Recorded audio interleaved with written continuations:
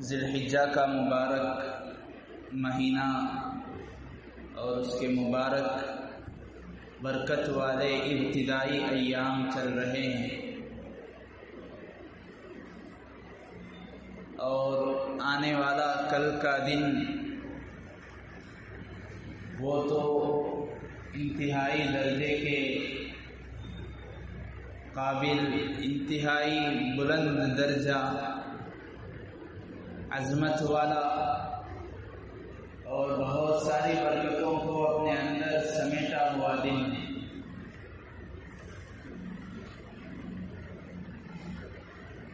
اس کی برکت اور عظمت کے لیے صرف اتنی بات کافی تھی کہ وہ 9 ذی الحجہ عرفہ کا دن ایک ایسا تاریخی دن ہے جس دن اللہ کے نبی علیہ الصلاۃ والسلام کے ذریعے امت محمدیہ صلی اللہ علیہ وسلم پر اس دین کو مکمل کیا گیا۔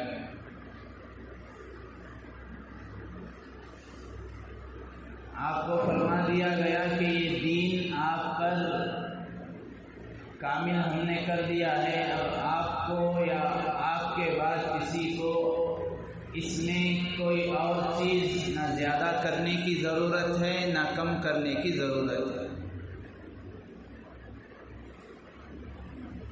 اور اس دین سے ہم اتنے خوش، اتنے راضی ہیں کہ اس دین کو چھوڑ کر کوئی اور دین، کوئی شخص اسے قبول کرتا ہے، اسے بھی یہ صاف سنا دیجیے ہم اس کو ہرگز قبول کرنے والے نہیں ہیں۔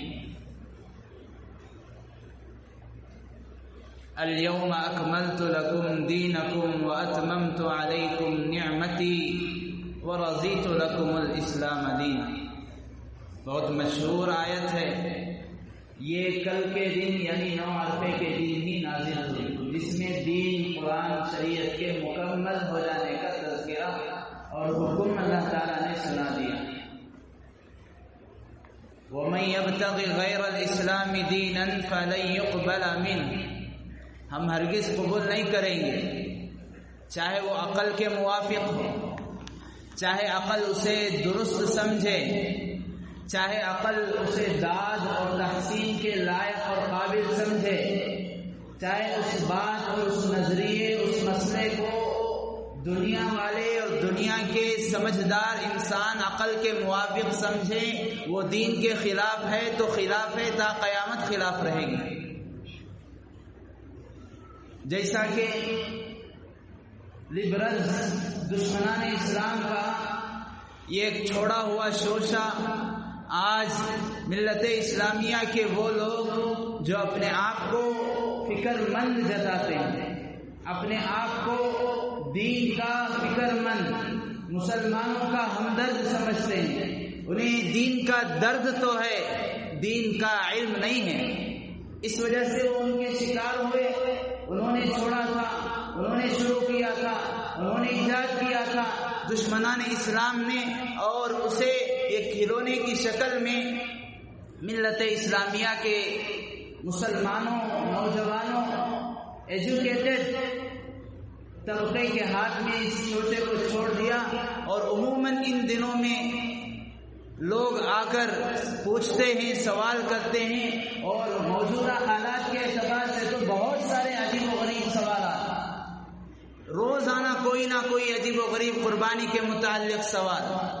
جیسا ایک سوال ایک صاحب نے پوچھا، حضرت موجودہ حالات بھی ٹھیک نہیں ہیں اور یہ بات بھی ہمیں سمجھ میں آتی ہے، کسی نے کہا لیکن عقل کے موافق ہے، وہ بات یہ ہے کہ ہم سال بھر گائے ہو، بیل ہو، بکرا ہو، اس کا گوشت کھاتے رہتے ہیں، اسے ذبح کرتے ہیں، اب ہمیں ان دنوں میں، قربانی کے دنوں میں قربانی کرنے کی شاید کوئی ضرورت نہیں ہے، اتنا اربوں کھربوں روپیہ ہم قربانی کے جانور میں خرچ کر دیتے، اس کی ضرورت نہیں ہے، حالات بھی نازیبا ہیں، ناگفتہ بھی ہیں، بہتر یہ ہے حضرت کہ اس کے بجائے کسی غریب کی بیٹی کے لیے، غریب کی بیٹی کے جہیز کے لیے استعمال کر لیا ہے، ان کے الفاظ غریب کی بیٹی کے جہیز دلا دیا جائے، کہیں پر پانی کا نظم نہیں ہے پانی کے لیے کنواں کھود دیا جائے، مسجد کا کام اٹکا ہوا ادھورا نامکمل ہے اس کو کرا دیا جائے،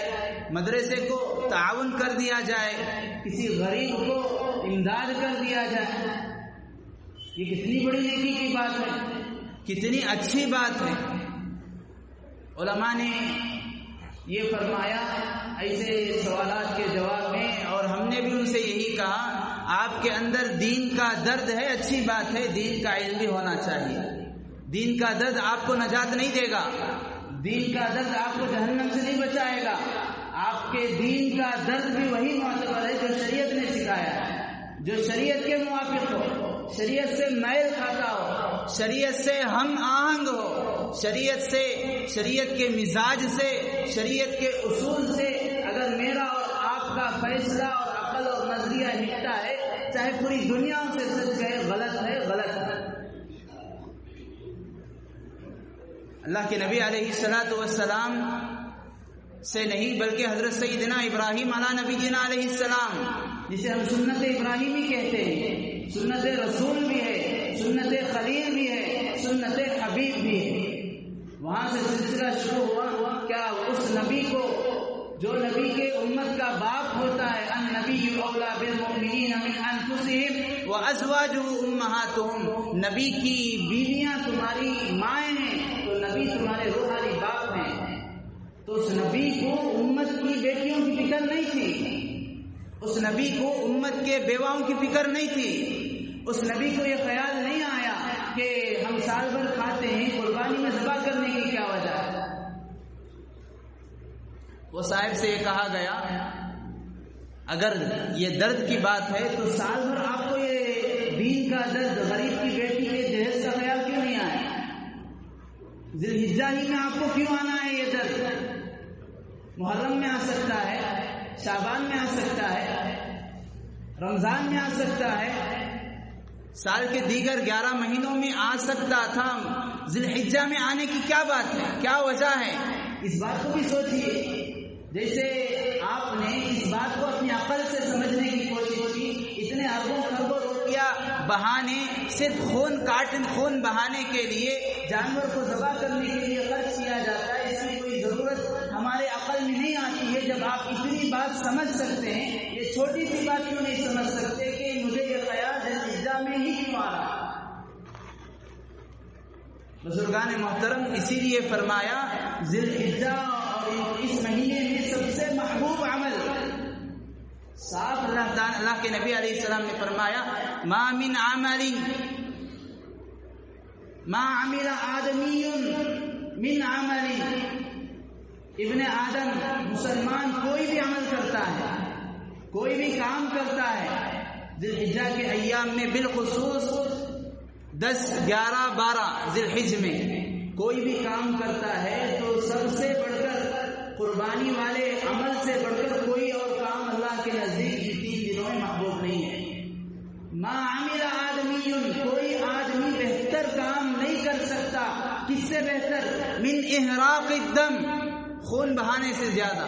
اسی لیے ہم کہتے ہیں ہمارے یہاں قربانی کا مقصد، دین اور اسلام میں قربانی کا مطلب گوشت کھانا نہیں ہے، اللہ کی رضا مقصود ہے۔ اسی وجہ سے آپ مسئلہ معلوم کریں، مسئلہ پوچھیں، شاید آپ بھی جانتے ہیں کوئی 7 لوگ بڑے جانور میں شریک ہوئے، حصے ڈالا، سب نے 7 لوگ مل کر حصے ڈالے، ان میں سے کسی ایک آدمی کا ارادہ صرف یہ ہو کہ میرا حصہ ڈالنے کا ارادہ میں گوشت کھانے کے لیے ڈالتا ہوں، اس کی قربانی کے ساتھ ساتھ بقیہ اچھے کی قربانی کو بھی وہ لے ڈوبے۔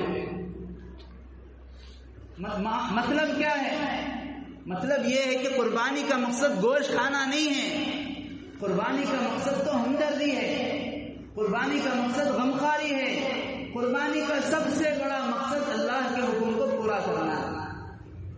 اللہ تعالیٰ نے فرمایا وَفَدَيْنَاهُ بِذِبْحٍ عَظِيمٍ قُلْ إِنَّ صَلَاتِي، اے نبی جی یہ کہو، یہ کہلواؤ ساری امت سے، میری نماز، میری عبادت، میری تمام جانی عبادتیں، میری تمام بدنی عبادتیں، تمام مالی عبادتیں، ومحیایا میری زندگی، ومماتی میری موت، للہ رب العالمین، سب کچھ اللہ کے لیے۔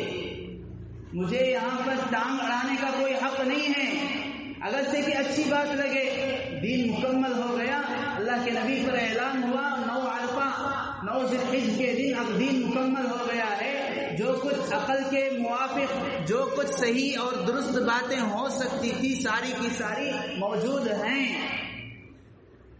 سب کچھ سامنے تھا۔ کوئی ایسی بات جب آپ سوچ سکتے ہیں، اتنی چھوٹی بات کا لحاظ کیا گیا شریعت میں کہ آدمی استنجا کیسے کرے، آدمی استنجا سے فارغ کیسے ہو، ایک نمبر کے استنجے کو جاتا ہے تو کس طرح، اس استنجے کے آداب کیا ہیں، بڑے استنجا 2 نمبر کے استنجے کو جاتا ہے اس کے آداب کیا ہیں، آدمی استنجا کے بعد وہ کون سے کام کرے جن کی وجہ سے اسے پیشاب کے قطرے ٹپکنے کی بیماری نہ ہو، اسے سلسلۃ البول کی عذر نہ ہو کہ ہمیشہ پیشاب کے بعد بعض لوگوں کو یہ اشکال اور یہ عذر رہتا ہے کہ انہیں یہ وسوسہ رہتا ہے، شاید میں ناپاک ہو گیا وضو کے باوجود بھی، کیوں پیشاب کے قطرے ٹپک رہے، اس کا حل بھی بتا دیا گیا۔ جب اتنی باریک بات شریعت میں بتا دی گئی، کیا یہ ہمدردی غمخواری کی بات نہیں ہو سکتی؟ بزرگان محترم، عرض کرنے کا منشا یہ ہے، اللہ کے نبی علیہ الصلوۃ والسلام پر اللہ تعالیٰ نے کل آنے والے دن 9 ذی الحجہ عرفے کے دن اللہ تعالیٰ نے ایک بہت بڑا پیغام سنایا کہ اب اس میں کسی چیز کی دخل اندازی کی بھی ضرورت نہیں ہے، نہ اس چیز کی ضرورت ہے کہ آپ اس میں سے کسی کو کم کریں، بڑھانا بھی ہمارا کام تھا، گھٹانا بھی ہمارا کام، دین میں اضافہ کرنا بھی ہمارا کام، دین سے کسی چیز کو نکالنا بھی ہمارا کام۔ جب ہم نے فرما دیا، جب ہم نے مہر لگا دی، ما ننسخ من آیت او ننسها، ہم کسی حکم کو چاہے منسوخ کر دیں، بند کر دیں، یا کسی چیز کو ہم کسی حکم کو ختم کر دیں، یہ ہمارے اختیار میں ہے۔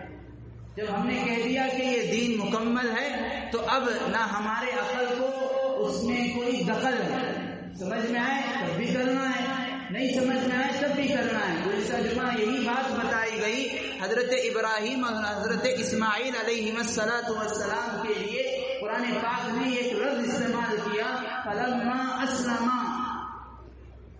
جب ان دونوں نے اسلام کو قبول کر لیا، جب ان دونوں نے اسلام کی حقیقت پیش کر دی، جب باپ بیٹے اللہ کے مطیع اور فرما بردار ہو گئے، اسی سے اسلام بنا ہے۔ ہمیں اطاعت ہر حال میں ضروری ہے، چاہے وہ حکم، چاہے وہ مسئلہ، چاہے اس کی حکمت، چاہے اس کے پیچھے ریزن، چاہے لاجک، کچھ نہ سمجھ میں آئے۔ دوسری فضیلت یوم عرفہ کی، اللہ کے نبی علیہ السلام نے فرمایا یکفر السنۃ الماضیہ والآتیہ،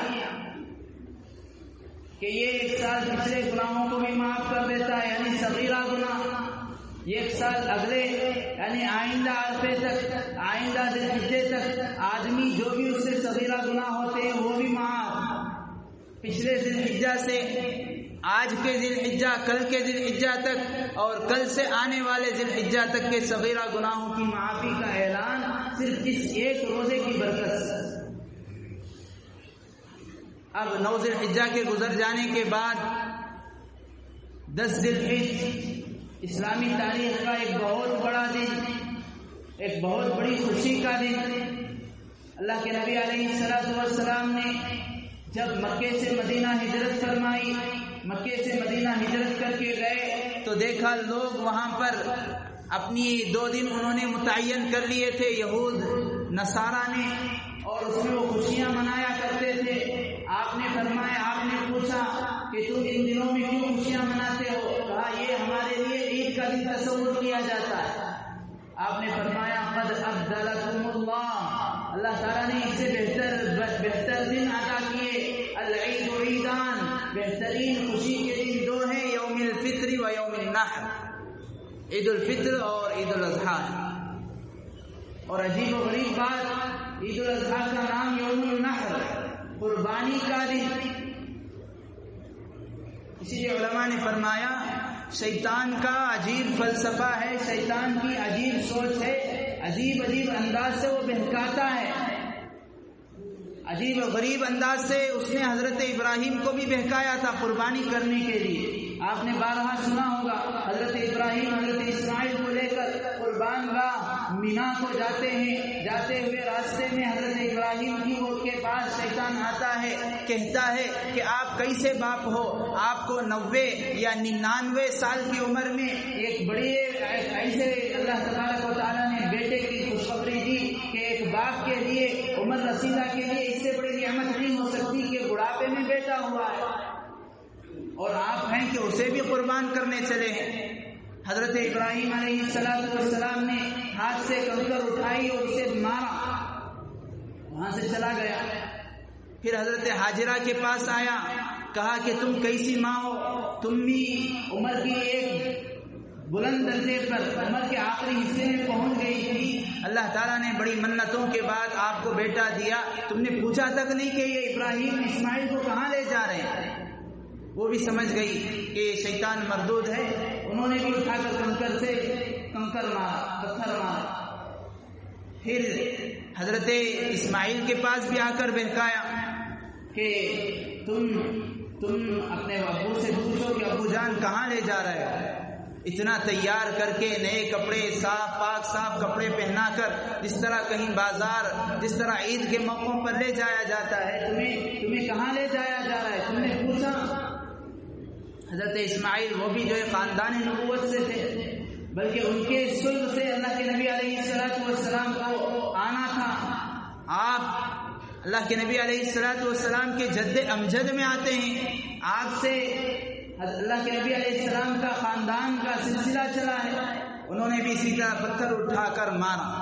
علماء فرماتے ہیں اللہ تعالیٰ نے اسی لیے ہر حاجی پر یہ عمل ضروری اور واجب قرار دے دیا کہ حاجی کا عمل یہ ہے کہ جب وہ حج کے لیے جائے، مینا کو جانا ہے، مینا میں جا کر وہ 3 جمرات میں 3 شیطان کے پتھر ہیں، بظاہر پتھر ہیں، کوئی شیطان نہیں ہے.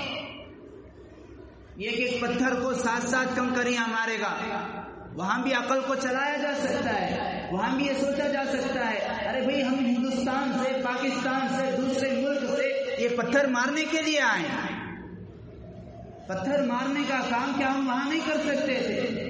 ہزاروں لاکھوں روپے خرچ کر کے صرف ان پتھروں کو کنکری مارنے کے لیے آیا ہے.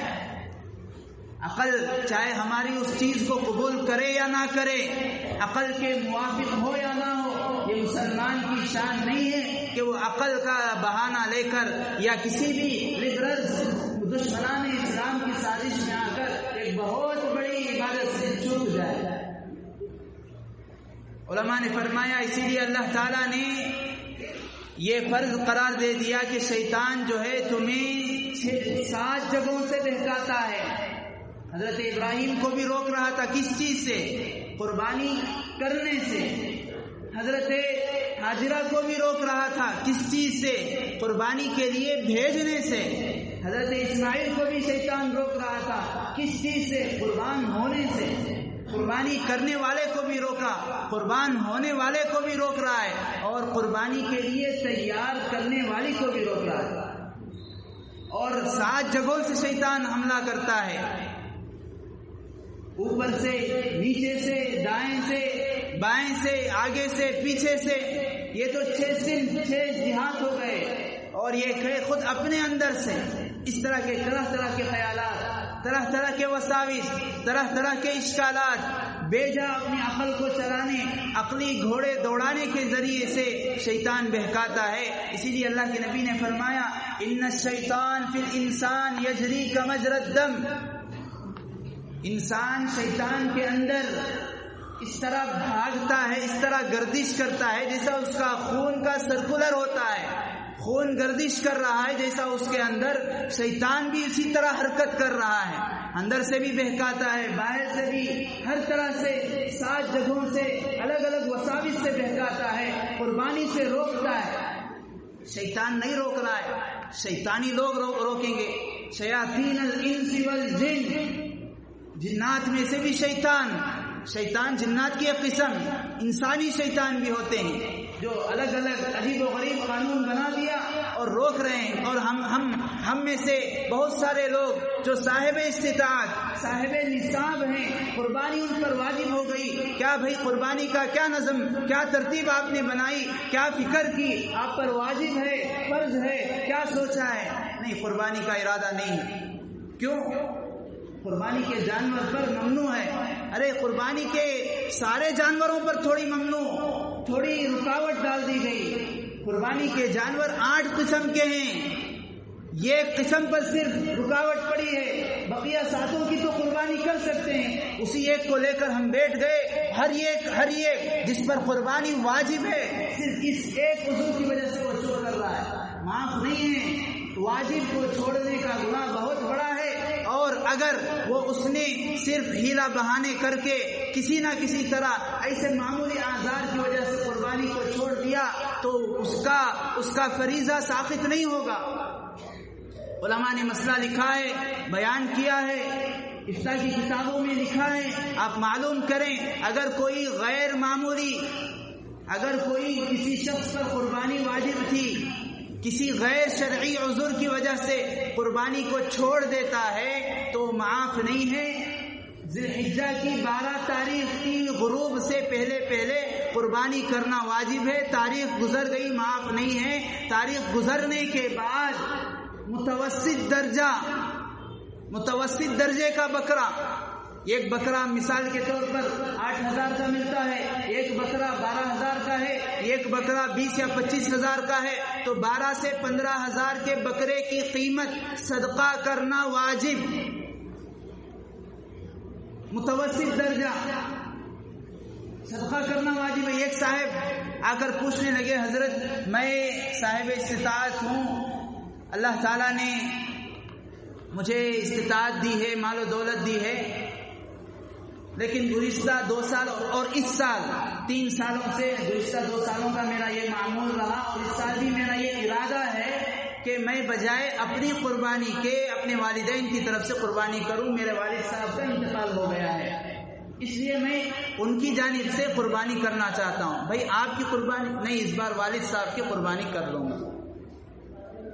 ये गलत फहमी को भी अपने दिलों से, इल्म से निकालें। कुर्बानी वाजिब मुझ पर वाजिब हो चुकी है।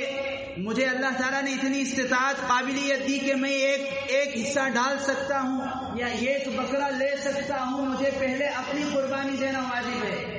बहुत सारे लोग ये सोचते हैं मैं कुर्बानी करने के लायक हो गया, चलो रसूलुल्लाह सल्लल्लाहु अलैहि वसल्लम की तरफ से हिस्सा डाल दो।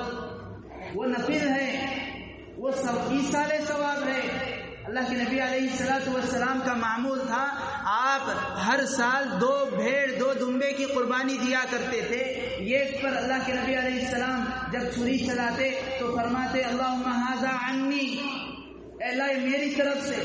जब दूसरा दुम्बा, दूसरा बकरा, दूसरे जानवर की कुर्बानी का वक्त आता, ज़बह के वक्त नियत करते अल्लाहुम्मा हाज़ा अन उम्मती मिम्मन लम युज़ही, अल्लाह ये मेरी उम्मत के उन गुरबा की तरफ से मैं कुर्बानी कर रहा हूँ जो कुर्बानी नहीं दे सकते, जिन्हें इस्तिताअत नहीं है। तो पहले अपनी कुर्बानी आपने दी है, अपने लिए कुर्बानी देना ये सवाब हासिल करना है। औरों के लिए, दूसरों के लिए कुर्बानी देना ये ईसाले सवाब है। सवाब का दर्जा पहले है, ईसाले सवाब का दर्जा बाद में है। आप चाहे रसूलुल्लाह सल्लल्लाहु अलैहि वसल्लम की तरफ से देना चाहिए।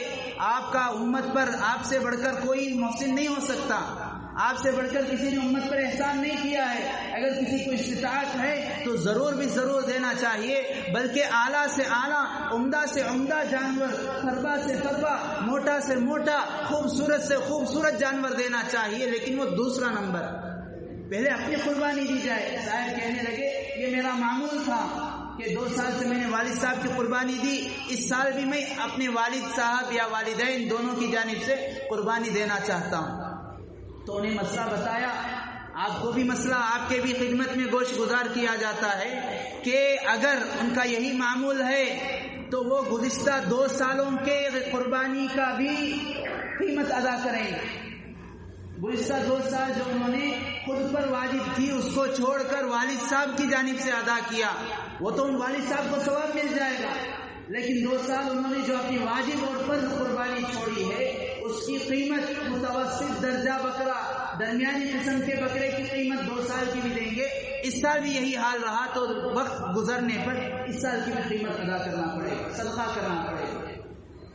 بہت سارے لوگ اس غلط فہمی میں بھی مبتلا ہیں کہ مرحومین کی طرف سے قربانی نہیں کی جا سکتی، مرحومین کی طرف سے قربانی نہیں دی جا سکتی۔ لوگ ذہن خراب کرتے ہیں، طرح طرح کے ان کے ذہنوں میں وساوس ڈالتے ہیں۔ اس لیے ہمیں چاہیے کہ جن علماء سے ہم مانوس ہیں، جن سے ہمارا تعلق ہے، جن سے ہمارا کنیکشن، رابطہ، جن پر ہمارا اعتماد ہے، ان سے مسائل پوچھیں۔ ارے بھائی جو لوگ مر گئے ان کی قربانی کیسے ہو سکتی ہے؟ اس طرح کا سوال اللہ کے نبی علیہ السلام نے کیا ہے، بلکہ آخری حجۃ الوداع کے موقع پر 100 اونٹوں کی قربانی آپ نے دی، 63 اونٹ خود اپنے ہاتھوں سے ذبح کیے، باقی حضرت علی سے فرمایا کہ تم ذبح کرو۔ حضرت علی فرماتے ہیں آپ نے مجھے یہ بھی حکم دیا کہ علی تم ہمیشہ میری جانب سے بھی قربانی کیا کرو، اس لیے حضرت علی فرماتے ہیں میرا معمول تھا کہ میں ہمیشہ ہر سال 2 بکرے 2 دمبے ذبح کیا کرتا تھا، ایک میری جانب سے تو ایک آپ علیہ السلام کی جانب سے۔ میں یہ عرض کر رہا تھا اگر ایک جانور پر قربانی کی پابندی ہے کوئی حرج نہیں ہے، بقیہ 7 قسم کے جانور ہیں جنہیں ہم قربانی دے سکتے ہیں۔ یہ قربانی کا مسئلہ ہے، یہ عبادت ایسی ہے کہ اس کا کوئی بدل نہیں ہو سکتا۔ آپ نے روزہ نہیں رکھا کوئی بات نہیں، بیمار ہیں آپ، ایسے لا علاج بیماری میں مبتلا ہیں، بیڈ ریسٹ میں ہیں، آپ انتہائی ہائی لیول کے شوگر پیشنٹ ہیں، آپ فدیہ دے دیں۔ آپ مسافر ہیں، آپ سفر میں ہیں، بعد میں قضا کر لیں، لیکن قربانی کی کوئی قضا نہیں ہے، کوئی بدل نہیں ہے۔ قربانی دینا ہے مطلب قربانی دینا ہے، چاہے اس کے بدلے آپ غریب کی بیٹی کے لیے جہیز تیار کرنے کا ارادہ کریں، کنواں کھودنے کا ارادہ کریں، مسجد بنانے کا ارادہ کریں، مسجد کی تعمیر، یہ سارے کام اپنی جگہ صحیح ہیں، خیر ہیں، اچھے ہیں، ان میں آپ سال بھر تعاون کریں یا دوسرا مال ان میں خرچ کریں۔ قربانی کے لیے قربانی کا بدل صرف اور صرف قربانی ہے، کوئی اور بدل نہیں ہے۔ میں یہ عرض کر رہا تھا اللہ نے فرمایا 8 ازواج، 8 قسم کے جانور ہیں، من الضأن 2 ومن المعز 2، بھیڑ، دمبا، دمبی جسے ہم پوٹلا کہتے ہیں، ان میں سے بھی قربانی کی جا سکتی ہے۔ ومن البقر 2، گائیں بیل، ان میں سے ایک پر پابندی لگ گئی کوئی بات نہیں۔ پھر اونٹ، اونٹنی،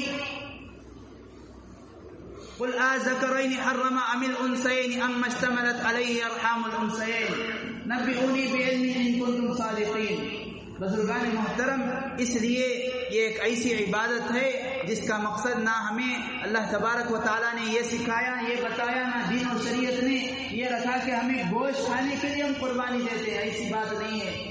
قربانی اللہ کے حکم کو پورا کرنے کے لیے ہم دیتے ہیں تاکہ اس سے ہمارے اندر یہ جذبہ، یہ عزم، یہ حوصلہ پیدا ہو جائے کہ جس طرح یہ جانور کی خوش نصیبی ہے کہ وہ قربان ہو رہا ہے اللہ کے لیے، جانور اپنے لیے خوش نصیبی سمجھتا ہے۔ اسی لیے بہت سارے لوگ یہ بھی اشکال کرتے ہیں کہ ان جانوروں کو بہت سارے غیر مسلموں کی طرف سے اعتراض ہوتا ہے، یہ سوالات کرتے ہیں کہ آپ بے زبان جانور کو ذبح کرتے ہیں، اسے تکلیف دیتے ہیں۔ ہم ان سے کہتے ہیں ہم تو ان کی بلی تو نہیں دیتے، بلی کون دیتے ہیں، ہم یا آپ بلی دے رہے ہیں۔ آپ پوچھ لیں، ماہرین سے پوچھ لیں، جو ڈاکٹرز ہیں، جانوروں کے ڈاکٹرز ہیں، ان کو پوچھ لیں جانور کو تکلیف کس میں زیادہ ہوتی ہے، بلی میں یا ذبح کا مسنون طریقہ ہے۔ اسی لیے شریعت نے فرمایا جانور کو جب ذبح کیا جائے تو اس کی 4 رگیں ہوتی ہیں، 4 نالیاں ہوتی ہیں، ایک کھانے کی نالی، ایک سانس کی نالی، 2 خون کی نالیاں، ہو سکے تو 4 نالیاں، 4 رگیں بھی ذبح کے وقت کٹ جانے چاہیے یا کم از کم 3 رگیں کٹ جانا چاہیے۔ کئی سارے محققین، ماہرین، سائنسدانوں نے اس پر ریسرچ کیا کہ آخر 4 رگوں کا کٹنا کیوں ضروری یا 3 رگوں کا کٹنا کیوں ضروری ہے، تو انہوں نے اس نتیجے پر پہنچے کہ یہ اس وجہ سے ہے تاکہ جانور کو کم سے کم تکلیف ہو، جانور کی جان آسانی سے نکل جائے۔ اسی لیے علماء نے فرمایا جانور کا سر بالکل اس کے تن سے جسم سے جدا کر دینا ذبح کے وقت مکروہ ہے، اور کبھی کبھی بعض اوقات مکروہ تحریمی ہو جاتا ہے، قربانی خراب ہو جاتی ہے، ثواب ختم ہو جاتا ہے۔ یہاں تک رعایت کی گئی کہ ذبح کے عین موقع پر چاہیے کہ ذبح کرنے والے کو جانور کے سامنے چاقو اور چھری تیز نہ کرے، ہر ایسے عمل سے روکا جس سے جانور کو تکلیف ہوتی ہو، شریعت نے کہا وہ مکروہ، ہر ایسا عمل جس سے جانور کو سخت سے سخت تکلیف ہوتی ہے مکروہ ہے، جیسے ذبح سے پہلے کا عمل کہ آپ نے جانور کے سامنے چھری تیز کی، مکروہ ہے، اسے زیادہ تکلیف ہوگی، ایک تو وہ موت اپنی مرے گا، دوسرا ڈراوے کی موت مرے گا۔ دوسرا عمل جیسے ایک جانور کے سامنے دوسرے جانور کو ذبح کیا، مکروہ ہے، اس کا خون سوکھ جائے گا، ڈر کی وجہ سے، مارے ڈر اور خوف کے خون سوکھ جائے گا، اور جب خون سوکھ جاتا ہے گوشت میں بیماریاں پیدا ہو جاتی ہیں۔ اسی لیے ان رگوں کا کاٹنا کہا، جب یہ رگیں کٹ جائیں گی جو کچھ اس کے جسم میں بدن میں خون دوڑتا رہتا ہے، خون کا جریان، خون بہتا رہتا ہے، وہ ان راستوں سے نکل جاتا ہے۔ جب خون نکل گیا گوشت پاک ہو جاتا ہے، بہنے والا خون جب باہر آ جاتا ہے گوشت پاک ہو گیا۔ اور عین ذبح کے وقت جانور کو ایسے ذبح کرو کہ اسے کوئی تکلیف، زیادہ تکلیف نہ ہو، جیسے میں نے بتایا بالکل سر الگ کر دیا مکروہ ہے، یا ایسی چھری سے ذبح کیا گیا جو بالکل دھاری دار تیز نہ ہو، اب اسے لے کر ذبح کرے گا، زیادہ گھسنا یا زیادہ طاقت، زیادہ زور پڑے گا، اس کی وجہ سے جانور کو زیادہ تکلیف ہوگی، مکروہ ہے۔ جانور ذبح ہو گیا، اس کے ہاتھ پیر باندھ دیے تھے، اس کو کھول کر چھوڑ دو، ایسا نہیں کہ وہ تڑپ رہا ہے اور آپ اس خوف کی وجہ سے اسے باندھے رکھے کہ تڑپ رہا ہے کہیں ایسا نہ ہو اٹھ کر مار دے، اس کو کھول کر چھوڑ دینا چاہیے۔ جب وہ تڑپے گا تبھی اس کا خون اندر سے نکلے گا، جب خون مکمل طور پر نکلے گا گوشت پاک ہوتا ہے صحیح معنوں میں۔ اور جب جانور کو ذبح کر دیا، شریعت نے یہاں تک بتایا کہ بالکل انتظار کیا جائے جانور کے ٹھنڈا ہونے کا، جانور کی پوری روح نکل جانے کا انتظار کرو، ایسا نہیں کہ قصاب کو دوسری جگہ کی بکنگ ہے، کہیں اور جانا ہے، وہ تو جلدی کرے گا، آپ اسے روکیں، آپ اسے بتائیں، آپ اسے سمجھائیں، ارے بھائی تھوڑی دیر صبر کر لے، 1 منٹ 2 منٹ، یہ بالکل ٹھنڈا ہو جائے تب تک اس کی کھال نہ چھیلیں۔ بزرگان محترم، ہر چھوٹے سے چھوٹے باریک مسئلے قربانی کے متعلق ہمیں علماء سے پوچھ کر اس اہم فریضے اور اہم عبادت کو انجام دینا ہے۔ ہم موجودہ حالات کے اعتبار سے اسے بنیاد بنا کر یا اسے عذر ہیلا بنا کر قربانی سے ہرگز پیچھے نہ ہٹیں۔ اللہ کے نبی علیہ الصلوۃ والسلام نے حضرات صحابہ کو فرمایا تھا، کنت نہیتکم عن ادخار اللحوم او کما قال، آپ نے فرمایا میرے صحابہ ایک زمانہ تھا میں تمہیں قربانی کے بعد گوشت کو جمع کر کے اسٹوریج کرنے سے میں روکا کرتا تھا۔ علماء فرماتے ہیں یہ وہ زمانہ تھا جب قربانیاں دینے والے کم تھے، لینے والے زیادہ تھے، لیکن ایک زمانہ ایسا آیا فتوحات زیادہ ہو گئی، حضرات صحابہ کو اللہ تعالیٰ نے ہر طرح سے نوازا، اللہ کے نبی نے تب اعلان فرمایا اب تمہیں رکاوٹ نہیں ہے، اب تم ذبح کرو تو اپنے لیے جمع کر کے رکھو۔ اسی لیے بعض صحابہ کے متعلق آتا ہے کہ وہ گوشت کو کاٹ کر سکھا کر کھایا کرتے ہیں۔ ایک ایسے موقع پر آپ نے فرمایا جب لوگوں کو ضرورت تھی، محتاجوں کو ضرورت تھی، کئی گھر ایسے ہوتے تھے کہ وہ گوشت نہیں دیکھتے سال بھر، اللہ کے نبی نے فرمایا گوشت نہیں جمع کرنا ہے، ہونا ہے کھا لو، آگے تقسیم کرو۔ موجودہ حالات بھی کچھ اسی جیسے ہیں، بہت سارے غریب حضرات، غریب گھرانے، ایسے علاقے غریب بالکل، ان کے یہاں مہینے دن گزر جاتے ہیں، نہ ان کے بچوں کو، نہ ان کے گھرانوں میں، نہ ان کی ہانڈیوں میں گوشت دیکھنے کو ملتا ہے۔ ایسے موقع پر ہمیں چاہیے کہ ہم وہ جانور جن پر کوئی ممانعت نہیں ہے، رکاوٹ نہیں ہے، اللہ کے لیے حلال مال سے ہم یہ دیکھتے ہیں، جانور میں عیب دیکھتے ہیں۔ جانور خریدتے وقت ہم نے دیکھا کہ جانور لنگڑا نہیں ہونا چاہیے، لولا نہیں ہونا چاہیے، کانا نہیں ہونا چاہیے، سینگ کا ٹوٹا ہوا نہیں ہونا چاہیے، دم کا کٹا ہوا نہیں ہونا چاہیے، اس سے قربانی متاثر ہو سکتی ہے، قربانی میں خلل پڑ سکتا ہے۔ ہم یہ بھی دیکھیں کہ ہم حلال مال سے قربانی دے رہے ہیں یا نہیں۔ یہ پہلے نمبر پر ہو۔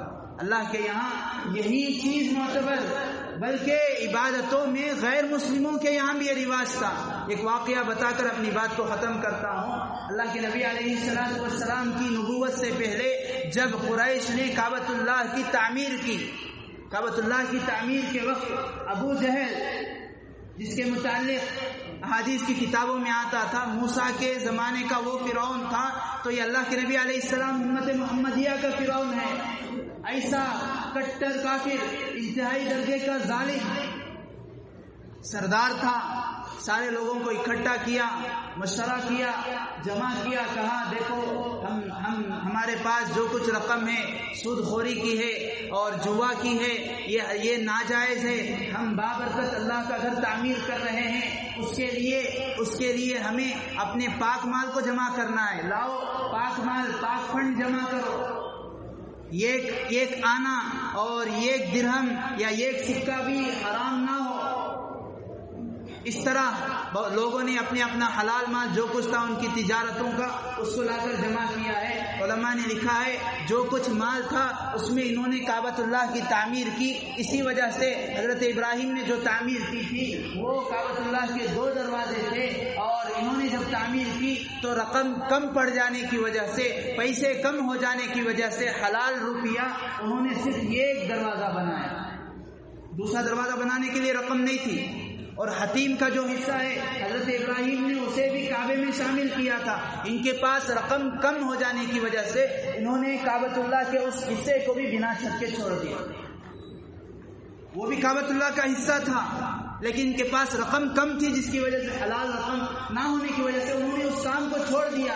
جتنا ہو سکا انہوں نے تعمیر کی۔ اللہ کے نبی نے فرمایا اے عائشہ، میرا دل تو یہ چاہتا ہے کہ میں کعبۃ اللہ کو حضرت ابراہیم کے طرز پر تعمیر کروں۔ ام المؤمنین نے پوچھا یا رسول اللہ پھر آپ کیوں تعمیر نہیں کر رہے یا کرنے کا حکم نہیں دیتے؟ آپ نے فرمایا مجھے اس بات کا خوف اور اندیشہ ہے کہ کہیں آگے آئندہ آنے والے حکمرانوں کے لیے یہ بازی چاہے اطفال نہ بن جائے، بچوں کا کھلونا نہ بن جائے، کہ ہر کوئی آ رہا ہے کعبۃ اللہ کی دیواریں توڑ رہا ہے، اپنے حساب سے تعمیر کر رہا ہے، اس لیے میں نے اس کام کو موقوف کر دیا ہے۔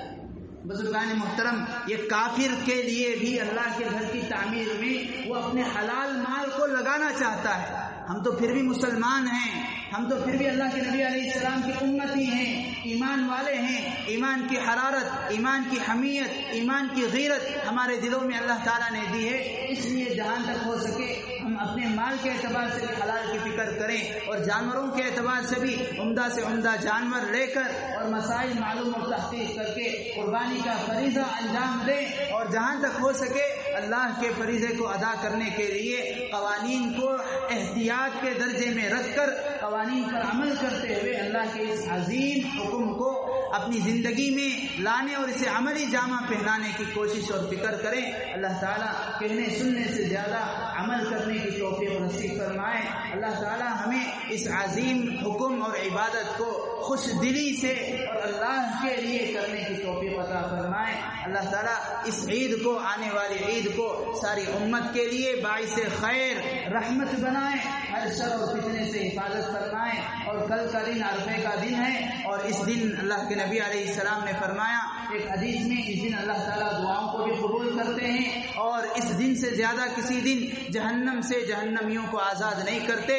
اس لیے بہت بڑا دن ہے، روزے بھی رکھنا منقول ہے، مسنون ہے، دعائیں بھی، اور جتنا ہو سکے صدقہ اور خیر خیرات بھی، کہ آگے والا دن ہمارا عید کا دن یہ خیر اور خوشی کا دن بنے، ہمارے لیے یا اوروں کے لیے باعث تکلیف نقصان دہ نہ ہو۔ اللہ تبارک و تعالی خیر عافیت کے فیصلے فرمائیں۔